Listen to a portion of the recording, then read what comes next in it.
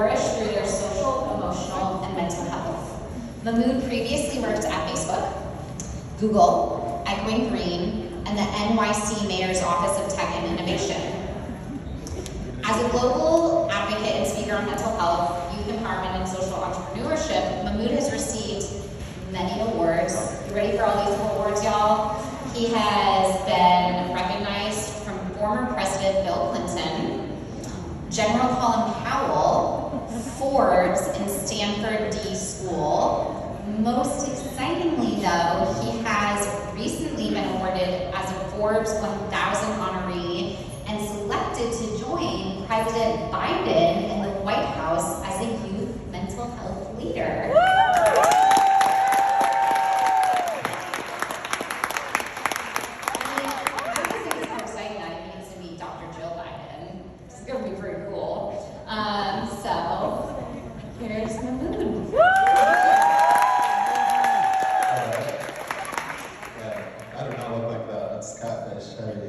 How y'all doing? How's the day been so far? Okay, that was a beautiful introduction. I just want to start with, okay. So I always actually tell people, the labels are nice, the awards and recognitions are nice, but what I always start with when I tell people, like, who am I tell them I'm human first. And that identity for me is the most important identity for all of us to start with, because when we get caught up in the labels and identities, which can still be important outside of that, I think a lot of the division, a lot of the, especially like mental health related issues happen is when we get too deep into that and we don't allow for space of conversation about where we connect, but also honor our intersectionalities and identities. So awards are cool, but what's cooler is getting to spend time here with you today and to share some thoughts on how I look at mental health and some thoughts on what I would share with you to think about. And I thought, what's the best way to do this? I've done this in a lot of different formats. I've done presentations. I feel like presentations are cool, but I thought, let me try something new. And what I did was I wrote a letter to myself in high school. And I thought it would be neat to read that letter to you all and share with you what I would say to myself when I was where you are, which I know I look old, but I'm not that far away.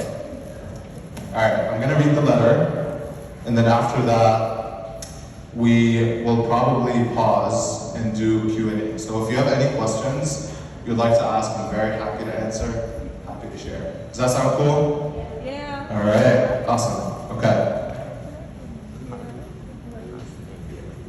Okay, cool. This is better? All right, okay. By the way, as I talk about this, of course, I think you're already engaging in a day full of mental health, so any part that's overwhelming, that feels like it's too much to you, step away, please. Get your breath, get your mind right if you need to. No obligation, but as I talk about this letter, there will be harder parts that I talk about, so trigger warnings for people who are not ready to kind of receive that right now. Okay, dear Moody, and Moody was my nickname growing up from my family. The world knows me as Mahmoud, but I tell people Moody now more often because I think so many of us in the room probably grew up with names where nobody could pronounce our names. And so I call myself Dear Moody. Hi, you beautiful, kind, loving soul. Let me see that beautiful smile you got. Wow. You should smile more often. I want to share some important reminders that I want you to keep in mind about your life. The first one is about your identity. You've spent years hating every piece of who you are. Every part of your intersectional identity around being Muslim, being Middle Eastern, being Egyptian. And a lot of that you blamed on yourself because you thought no matter how much the world didn't accept me, it was my fault. And every time you would reach out for help, you were told, just push forward, ignore the haters, don't listen to their comments. And unfortunately, that made you feel like there was something wrong with you because you couldn't just move on. You couldn't just be positive. You couldn't just take a situation and make it something it's not. And so, the first point I want to make to you is that your feelings were and still are valid. What you go through and how you react to these situations, maybe sometimes they're overreacting, sometimes maybe they're underreacting. But where you are in your life right now, I want you to know that it's okay. It's okay to feel, it's okay to be sad, it's okay to reach out for help, it's okay to question what other people say about you and to you. And I hope you remember and walk forward with the understanding that in a world like the one we live in, you're not going to be everyone's cup of tea. You're not going to be liked or loved by everyone, and that's okay. So I want you to go where you're celebrated and go to places where you are welcome. So I want you to take a minute and just, for you, I'm going to pause throughout my speech, and to just close your eyes for a second and imagine how that can apply to your life. The idea of going where you're celebrated, going where you're welcome, thinking about spaces where a lot of us feel it in relationships and friendships, and you think, you know, this doesn't serve me anymore. And think about that for a second and what you can release from that end.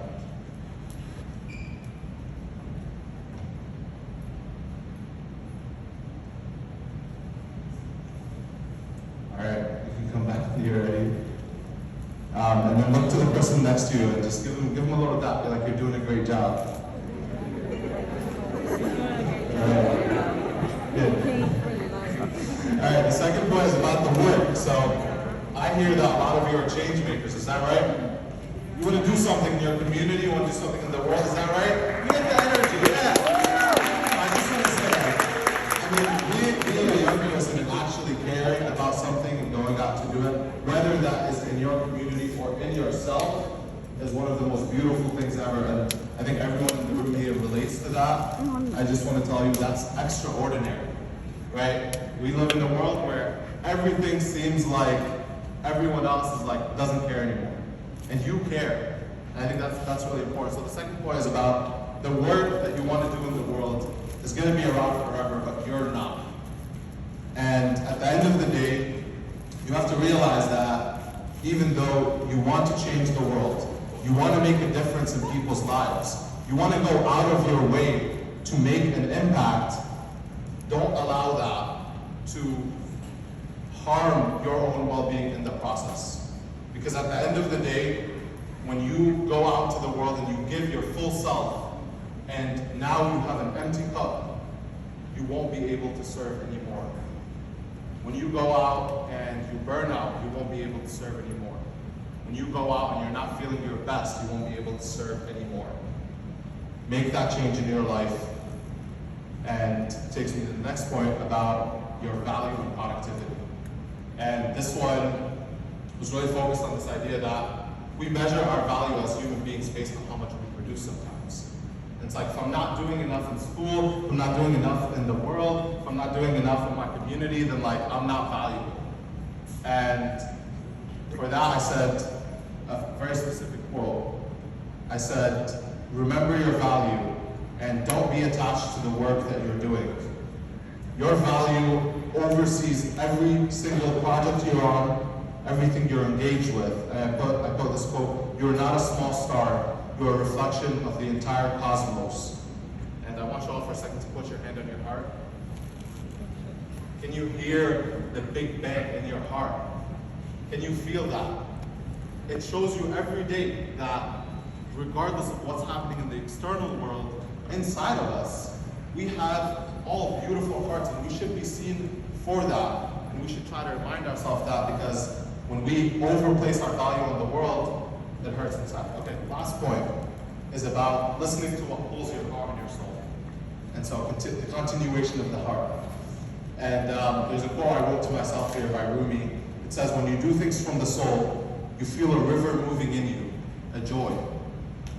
And a lot of your life, you're going to be doing things that you feel pulled to do because of expectations, because of people in your life, because of reasons that sometimes feel out of control. You're comparing yourself to other people. You are living a life that is focused on deficit and pleasing other people. And that will always hurt your heart and your soul. And the last quote I put for myself was, caring for myself is not self-indulgence. It is self-preservation. And that is an act of political warfare.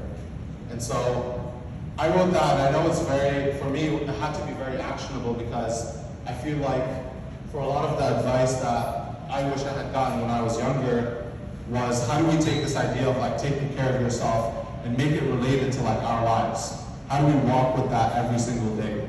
And so that's the letter I wrote to myself. I hope that provided some perspective. But yeah, that's it. Let me pause there and see how you all are feeling. If you want to take a deep breath, I know that was a lot. So we could do maybe a collective deep breath. Just 5 seconds in, hold for 3 seconds, and then 4 seconds out. Ready? Let's do it. Okay, fantastic. All right, thank you. I think we can go to Q&A. Yeah, okay. If y'all have any questions about anything related to mental health, well-being, etc., feel free to ask. No such thing as a stupid question. Yes. Sorry, wait, we have a question. Say again. Why did you write the letter? I felt like, yeah, it's a great question. So, I think we all have like an inner child. Like I think we all have inside of us, and this usually develops like when we're really young, and a lot of our views on the world are shaped around who we are and what we believe, and I think we carry a lot of that as we grow up. And I think the more you reflect on that when you were younger, what harmed me? What was important to me? Who was important to me? Why was that important to me? How did that affect me? And how does that show up in my life today? Right? So being constantly like seeking that external validation growing up and being younger and feeling like, you know, I was getting all of these points of not being welcome, not being included, made me feel like growing up, I saw how that manifested. I saw how my need for external validation continued. And I thought, it's just a good way to like, and I would encourage everyone to do it, to write a note or a letter to your younger self. Also do it to my older self, to the future me that I want to be proud of. I want to share kind of like what are my aspirations, what are my hopes of what that can be. Thanks for this. Cool. Yes.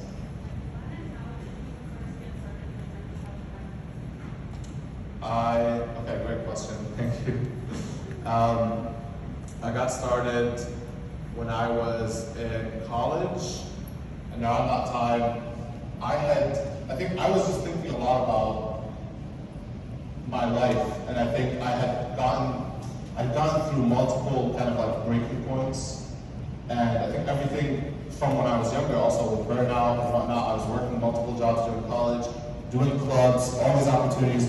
I felt like I was putting myself in a constant cycle of like suffering, pushing myself to the edge, and it's like, I felt like I needed to do something. So initially it was just a conversation with two of my best friends. We were sitting in the library, just imagine like 3 grown men tearing up, like emotional. I feel like it was a very rare, but felt like awkward moment. And I think that was like the push that we all needed to say, we need to work on our health in community. We need to do it together. We need to do something about it. So initially it was just us learning about what mental health meant to us, what we can do differently. And then it became like, we want to do something up, we want to do something for the world. And I think, you know, people also don't realize that a lot of mental health, and what I realized through starting to do more advocacy work was that the more, part of us feeling well, a big important part around social relationships and helping other people helps us too. So for me, like working on Flora and working on mental health advocacy work gave me like a strong purpose in my life. Gave me something to look forward to every day. Gave me a reason to want to continue improving and growing. Yes? How did you get through your high school years and teenage years? The ideas, what, sorry? I was saying, how did you get through your high school years and your teenage years with mental health? With my mental health? Yeah. Okay, great question. I think a lot of it, so I guess the honest answer is there was a lot more negative coping mechanisms than there were positive ones. I think a lot of the negative ones where they manifested through me getting involved with a lot of things I shouldn't have. Hanging around the wrong people, getting into stupid fights, doing stupid things after and before school, And I think all of that was a way to deal with the pain. And I think we grow up, and now there's different ways we deal with pain. For example, spending a lot of time on social media when you know it's a way that you're escaping from something is a way that we're coping. I do it sometimes too. We don't realize it's a way we're dealing with things we might not want to confront. Like some of it is good, it's useful, it's helpful. I think some of it is like, that's how we're dealing with. So I did a lot of negative ways to cope with it. I think some of the positive ones were having a family that over time was still evolving and understanding how to support me and being there for me in ways that I think I would try to challenge them and then they would try to listen and do something. I think also trying to like help your family unlearn, mental health stigmas and like behavior is really hard. But I have, my mom's here today actually, and I share the story of my mom because when around the time I was in high school going into college, I had reached like such a low point in my life that I didn't want to live anymore. And I had planned multiple ways to like just end my life. And I shared that the last time that I was planning to do it. And this was really overwhelming for me, but I was set that I just didn't want to feel the pain I was feeling every day. I didn't want to deal with it the ways that I did, and I thought there's no other way to do it. And so I had a very concrete plan, and I was going home from school that night, and my mom had found me before I was going into my bedroom, and she found me, she stopped me, and she was like, "What is this note?" And it was a very like awkward moment for me because I was like supposed to read it after I'm gone, like not before. And so she did that, and I think initially I was like, that's really intrusive, disrespectful, like you shouldn't be in my life like that, that's like my personal belongings. I think later on you realize like, she wanted the best for me, and she wanted to confront me directly about what was going on because she didn't know how else to support me. And I didn't have the language and the resources to know how to ask me to support me. And so that was her way of doing it. It's like, I care about you, like what is this, what's going on? And I think that showed me someone cares about me. And maybe not want to in my life anymore, so. You're my love.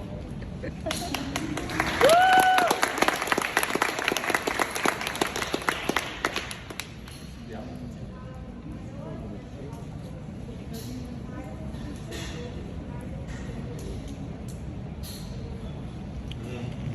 Okay, so I have a hot take on something that people talk about for parents. So I know sometimes people say, which I agree with, it's like, sometimes you need to set boundaries with your parents, right? It's like, when do you set boundaries to say, okay, like, I want to help you, and people say it's like, set boundaries so that they're not impacting your mental health. I think it's a very hard concept to apply to someone where you're living with your parents all the time. It's like you live with them, they're part of your life, they're an important part of your life. If they're not getting something and you're trying to explain it, I tell people sometimes it's more important to build bridges than to build boundaries. And so I think that bridge of understanding can go a lot of different ways. I found one of the most effective ones was to start with trying to develop empathy for their standpoint. And a great example of this is like, if I, right here, right now, like, if I drew a 6 on the floor, right, what would that look like to you? From your perspective? A 9, right? And from my perspective, it's a 6. And no matter how much we debate, you won't believe that it's a 6 from my end. I won't believe you're seeing a 9. And so until I come down and I come in and I say, okay, like help me understand your perspective, and I see it, I stand here from this direction, and I see where you're coming from fully, then I'm really able to see and feel what you're thinking. So I think for parents, we expect them to try to understand this all the time, but we're not, I feel like a lot of us are not spending enough time understanding them and then trying to build the bridge from there. I think that can be a really useful tool. There's no one-size-fits-all answer, so it's like trying to understand what influenced your perspective that you think this about mental health. What does your culture think about it? How does your religion think about it? And I think eventually I started making ties to it. I started rewording certain things. So even like mental health is like so, the words themselves, mental, it's like you're crazy already. You're already starting the conversation, I feel like, on a wrong foot because no matter what you do, it's still a mental conversation.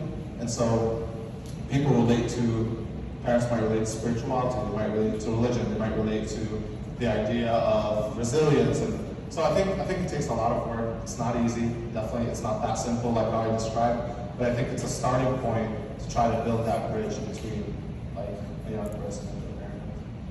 Is that helpful? Okay. All right. Cool. All right. Any other questions? What's the deal? I don't understand what I've left. Yes. How do you suggest to like deal with mental health, like to cope with it? Okay, great question. So the question was, how do you deal with mental health, like broadly speaking? And I think the way I look at it is, we're all very different people, right? From very different walks of life. There is no one size fits all solution for mental health. I think this conference is actually like a really great representation of what I like to call a mental health toolbox, right? And so I think over time what we want to do is develop a mental health toolbox. What are all the different ways that you can use to work on your well-being, right? One important tool is like being in community with other people that you can relate to somehow, and getting to talk to them, getting to engage with them, getting to do activities with them. That's an incredible thing for your mental health. It can help you in so many ways to form meaningful relationships, to have people in your life that you care about, right? We did a meditation in the back, which was wonderful. I don't know where the facilitator was, but she did an incredible job. And meditation, of course, is a great tool.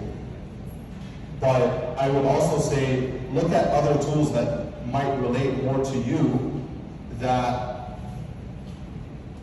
are not necessarily looked at as mental health.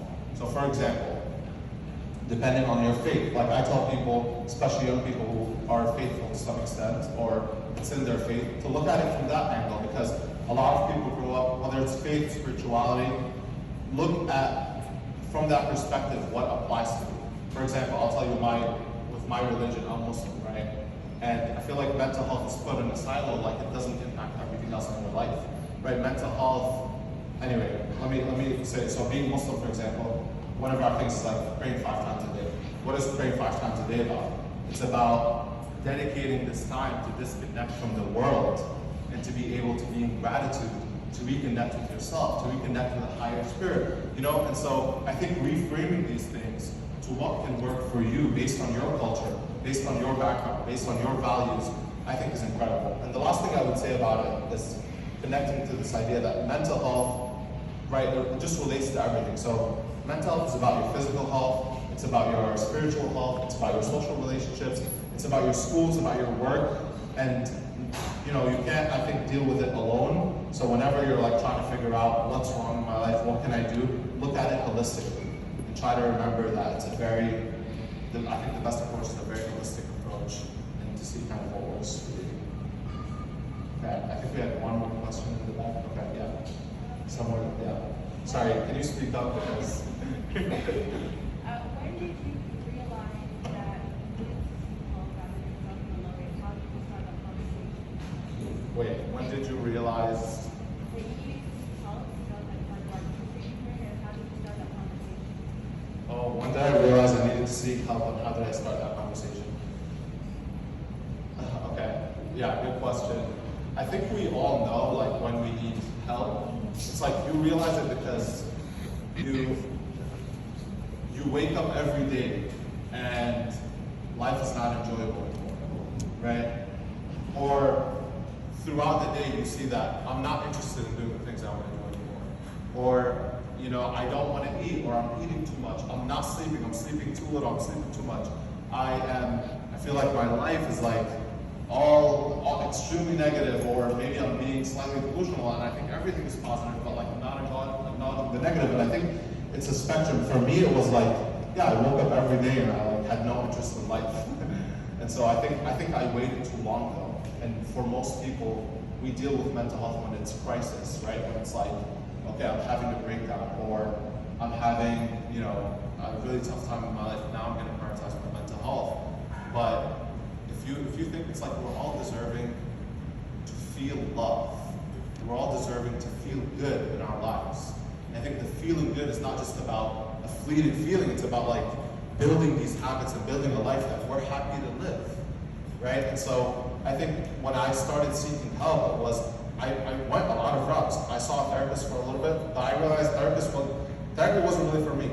I tried therapy, and it was good like for here and there, but also therapy can be really powerful because it helps you process, it gives you, the time with someone specialized to help you unpack it. But I found that during that process, I wanted to prioritize other ways to heal. And also the thing with therapists that people fear is like, if I go see someone, that I'm gonna be with them for the rest of my life. And it's definitely not the case. A lot of therapists actually try to get you back to feeling like you're in enough control of your life and that you're good, that you don't need to come to the doctor anymore. And it's it's the same thing with physical health. If you have a physical, unless it's like different, well, I'm very broadly speaking. I try to like always add these nuances, but I think you get the point. Yes. So my parents don't really put like that much value for mental health. Like, I'm Bengali and I'm Muslim, right? So like, they think it's like it shouldn't really matter. So they always tell me like, oh, just go pray it off, you'll be fine. My problems aren't with God. It's like between me and my parents. So every time I try to talk to them about them, they're like, it's okay, and they always try to shut down the topic. How do I like continue the conversation without trying to trying to contain my emotions? Yeah, this is really tough. So I think, I think it depends on two things, right? If the parents are the cause of the mental health problems, it can be really hard to like figure out something with them, right? Because if they are causing the issues and you're like trying to communicate, you're trying your best to communicate, it's not happening, then I think there's a few other ways to go about it. You can get a third party involved where it's like, is there someone who your parent might be close to that might get you more, and you can get kind of that buy-in, that group conversation going of like, what do we think about this? I think another way to look at it is like when I was mentioning, this idea of like building bridges. For example, from a Muslim standpoint, and this is for like all faiths, spirituality, the intersections of mental health are so many now, and there's more written on it that you can use these things to your advantage, right? So you have like Muslim leaders, faith leaders, imams, etc., that are talking about mental health, and there's stuff recorded on it, and they use like things like scripture, they use things from the Quran to say, this is why this is actually about mental health. And I think that's extremely powerful for communities of color where you just try to bring in the culture, the religion, whatever ties into it, and that way it makes it nuanced. It makes it not a concept that's like what they think it is, but more like, okay, like you actually like this person, you respect like an imam, for example, in the community, they're talking about it this way, what do you think? And it's gonna be hard to battle that because then you're talking about their values. You're going back to their values and what they care about. So I think that helps. The last thing I'll say on this is, there are times where, young people have parents that they've tried everything with, it just doesn't work. And in those very few instances, I'll tell them like, figure out and build out a full support network outside of your parents that is not relying and dependent on them, understanding this. Like you can always try, but try to be good and build everything out from all the ways you can take care of yourself outside of that. Without necessarily needing their body, because for you, like I think of mental health and healing, that's a right for you. It's a human right to be able to take care of your well-being. And I think most parents are well-intentioned, they just don't get it yet. So be patient, try to build more bridges, and then if that's not working, really focus on what you can control outside of your parents, and then I think that will be a good strategy. One more question. Okay, one last question. I think there was something. I'm so sorry. It's okay. Okay. You touched on this like briefly, but like, how do you know when you want to step away from the work? Like you're very influential and like a bunch of opportunities come your way. How do you know when like, no matter how great the opportunity is, you just need the time for yourself? And how do you do that? That's a great question. Yeah, saying no. Yeah. Saying no is one of the most powerful skills you can develop, especially as you all are leaders today and will continue to be. I think it's, so I personally have like a list of questions of like when to say no. I can literally like go through the questions because I think you have to sit down and think about like what what's important to me? What are my values and what's important to me? And based on that, what are the top priorities in my life? I think if you think of your priorities and you think about what's most important to me, you can't have 10 priorities, right? You probably like 3 priorities is like already a lot. And so if you're prioritizing these 3 things, I think a good way to just look at it is, does this directly align with this goal and help me get there in my life? And if not, then it probably cannot fit. And there's a lot of graceful ways to say no to things. You can also tell you, sometimes I'll feel really bad for saying no, or feel like I'm missing an opportunity. And so I'll say maybe later, like I can't do this one, but I would love, to talk about the next one. Can we do something a little bit later than that? So it's very broad, but I think you remind yourself why, when you say yes and you get overwhelmed with too many things, how that feels. So if you put yourself back in that mindset before you jump and say no, before you jump and make a decision on an opportunity, then I think it'll help you like logically and emotionally assess the situation. So I guess the practical tip, maybe better than reading my questions, is before you agree to anything in your life, before you say yes to a social hangout or an opportunity in your career or educational opportunity, just tell people you need to get back to them. And then separate from them and think about your values, your goals, your priorities, and try to fit it in that way. So then you'll have a more informed response. Yeah, okay, you're welcome. Okay, yeah, I think that was the last question. Great, thank you all so much.